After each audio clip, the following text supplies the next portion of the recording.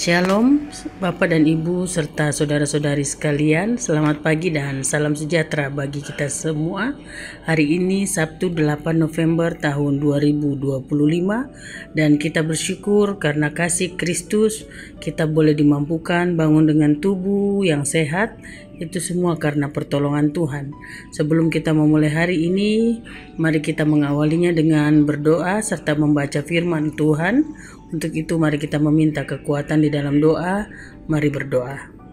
Ya Tuhan, kami bersyukur hari ini kami boleh bangun dengan tubuh yang sehat. Dan itu semua karena kasih dan pertolongan-Mu. Sebentar sebelum memulai aktivitas kami akan membuka dan membaca firman-Mu. Untuk itu kiranya Engkau memberkati kami semua. Kami yakin dan percaya kasih-Mu tidak akan berkesudahan. Ini doa kami di dalam nama anak-Mu Yesus Kristus kami sudah berdoa. Amin. Renungan hari ini terambil di dalam Lukas pasal 20 ayat pertama hingga ayat yang ke-8. Lukas pasal 20 ayat pertama hingga ayat yang ke-8. Lembaga Alkitab Indonesia memberi judul pertanyaan mengenai kuasa Yesus. Pada suatu hari ketika Yesus mengajar orang banyak di bait Allah dan memberitakan Injil, datanglah imam-imam kepala dan ahli-ahli Taurat serta tua-tua ke situ.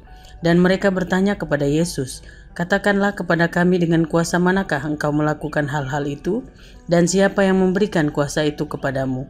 Jawab Yesus kepada mereka, "Aku juga akan mengajukan suatu pertanyaan kepada kamu. Katakanlah kepadaku, baptisan Yohanes itu dari sorga atau dari manusia?"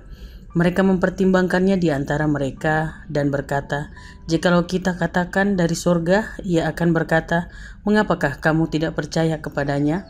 Tetapi jikalau kita katakan dari manusia, seluruh rakyat akan melempari kita dengan batu, sebab mereka yakin bahwa Yohanes adalah seorang nabi." Lalu mereka menjawab bahwa mereka tidak tahu dari mana baptisan itu. Maka kata Yesus kepada mereka, "Jika demikian, aku juga tidak mengatakan kepadamu dengan kuasa manakah aku melakukan hal-hal itu." Demikian firman Tuhan.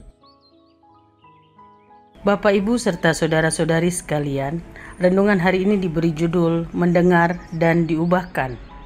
Mendengar dan diubahkan. Maperangi ana dipopemambali.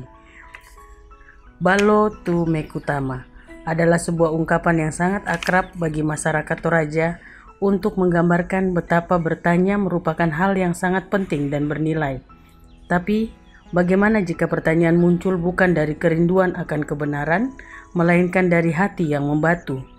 Yesus, Sang Firman yang menjelma, berdiri di tengah bait Allah, mengajar dengan otoritas ilahi. Namun para pemuka agama tidak datang untuk belajar. Mereka bertanya, tapi tidak ingin jawaban. Mereka mendengar, tapi tidak mau percaya. Mereka melihat mujizat, tapi hatinya tetap gelap. Mereka menolak otoritas Yesus karena mereka menolak tunduk padanya. Dialog Yesus dengan para pemuka agama Yahudi bukan sekedar kisah tentang pertanyaan dan jawaban, tetapi tentang kerusakan total hati manusia akibat dosa. Tanpa karya Roh Kudus, manusia akan selalu mencari kebenaran versi dirinya sendiri, bukan kebenaran dari Allah.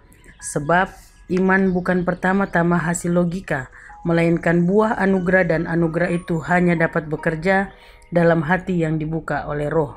Berapa banyak dari kita yang mendengar firman minggu demi minggu, namun hatinya tidak pernah berubah. Kita menghakimi, menunda, berdalih, seakan kita bisa memahami Allah tanpa ditundukkan olehnya. Firman Tuhan hari ini mengajarkan bahwa Tuhan memanggil kita bukan hanya untuk mendengar, tapi untuk diubahkan. Bukan hanya mengerti, tapi menyerahkan diri kepadanya. Karena hanya mereka yang rendah hati dan percaya bahwa otoritas Yesuslah yang berdaulat, akan menerima hidup yang sejati. Biarlah kita menjadi orang yang benar-benar mencari kebenaran, bukan menentang dan menantangnya.